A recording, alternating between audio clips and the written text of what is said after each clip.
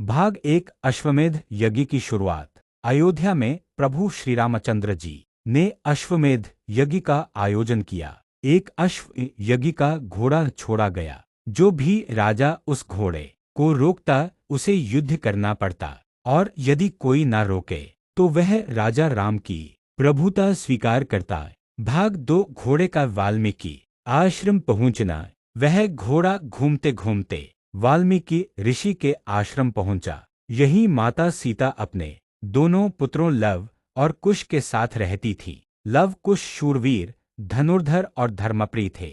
Love ने कुश से कहा, भाई, हम अज्ञात किसी के अधीन क्यों हों? यह घोड़ा हमारे आश्रम में आया है, हम इसे नहीं छोड़ेंगे। कुश ने भी संकल्प लिया, हमारी माता के मान की रक्षा के लिए हम इस घोड़े को रोकेंगे। और दोनों ने घोड़े को पकड़ लिया। भाग तीन भाइयों से युद्ध समाचार। अयोध्या पहुंचा।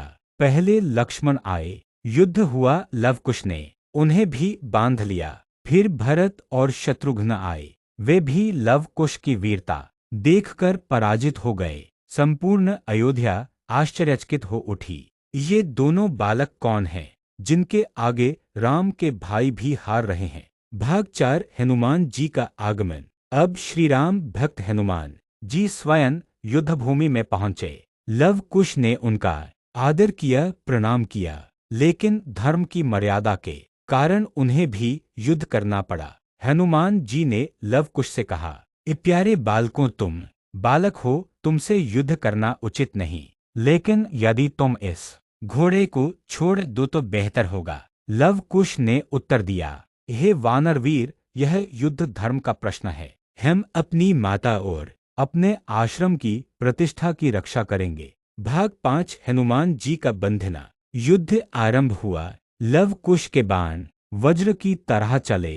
हनुमान जी को आश्चर्य हुआ, ये साधारण बालक नहीं, इनकी शक्ति अद्भुत है। लव कुश ने ब्रह्मास्त्र तुल्य बाण चलाया। हनुमान जी ने चाहा तो अपनी शक्ति से उसे रोक सकते थे, लेकिन जब ध्यान लगाया तो दिखा, उन बाणों में माता सीता का आशीर्वाद और भगवान राम की ही शक्ति है। हनुमान जी मुस्कुराए और बोले, इनके आगे मेरी शक्ति नहीं, यहाँ तो मेरे प्रभु की ही लीला है। और उन्होंने स्वयं को उन बाणों से बंध जाने दिया। इस प्रकार लवकुश ने महाबली हनुमान जी को भी बांध दिया। भाग छह रहस्य का उद्घाटन। अंत में जब भगवान श्री राम स्वयं युद्धभूमि में पहुंचे, तब वाल्मीकि ऋषि और माता सीता भी आए। माता सीता ने कहा, हे राम, ये आपके ही पुत्र हैं लव और कुश। संपूर्ण सभा स्तब्ध रह गई। राम जी ने लव कुश को